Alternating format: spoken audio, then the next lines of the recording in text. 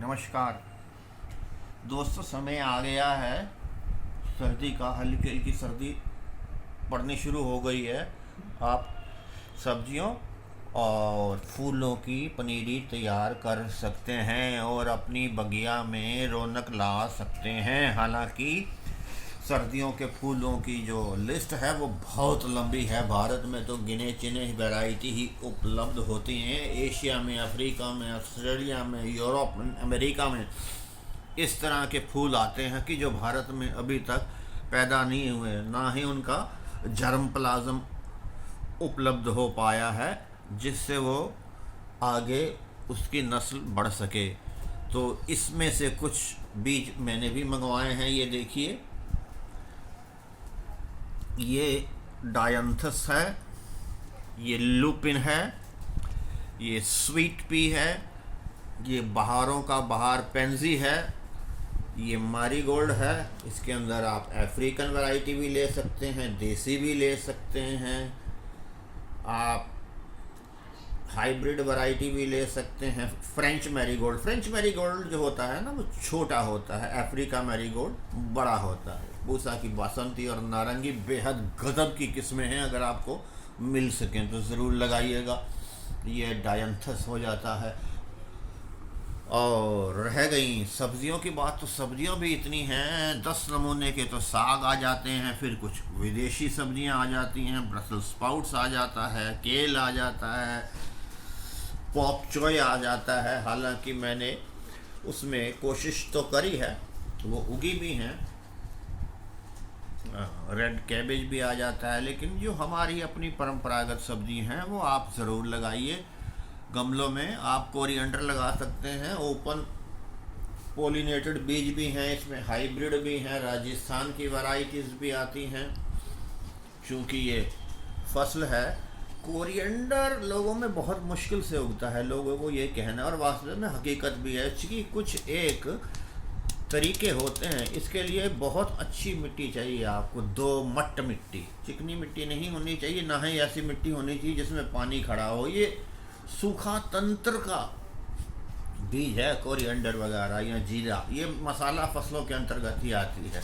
इसको आप दरदरा करके दरदरा बना लीजिए, चाहे हाथ से, चाहे बेलन से, या चकले के ऊपर रख के किसी भी तरीके से। इसके 2 हिस्सों में आप इसको रख देंगे तो ये अच्छी तरह से प्रस्फुटित हो जाएगा।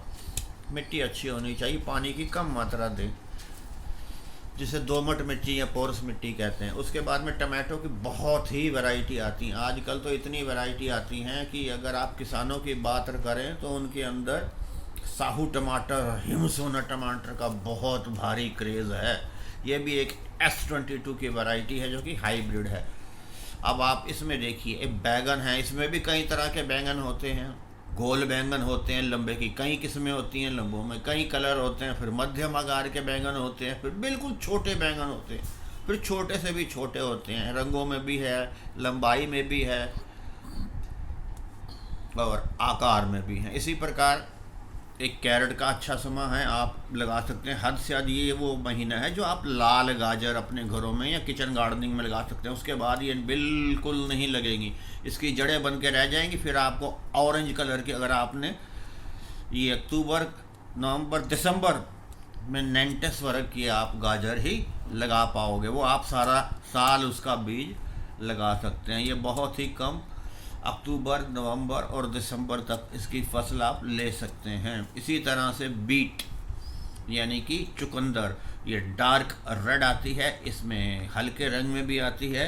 अगर आपको बीट रूट की डेट्रॉयट किस्में मिल जाएं जो कि पूसा से अलंकृत हैं तो बहुत ही बढ़िया है। अब ओनियन, ये जो फसल आती हैं खरीफ की, इसी के अंदर बल्ब से ही वैसे तो बनाया जाता है और इसके अंदर बहुत किस्मों के बीज उत्पन्न होते हैं। बहुत ही तरह के प्याज हैं आजकल। स्पेनिश प्याज, जिसे डार्क रेड भी कहते हैं, पीली पत्ती वाला प्याज भी आता है, सफ़ेद भी आता है, हाइब्रिड वैरायटी भी आती हैं, और प्याज गोल भी आता है, प्याज थोड़ा चपटा भी आता है। जो आपको अच्छा लगे लगा सकते हैं।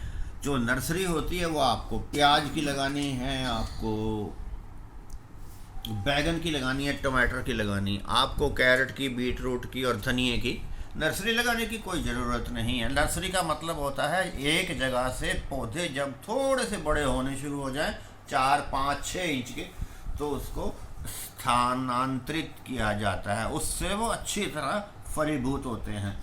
तो सर्दियों के फूल और सर्दियों की सब्जियां, उम्मीद है आपको छोटी सी जानकारी अच्छी लगी होगी।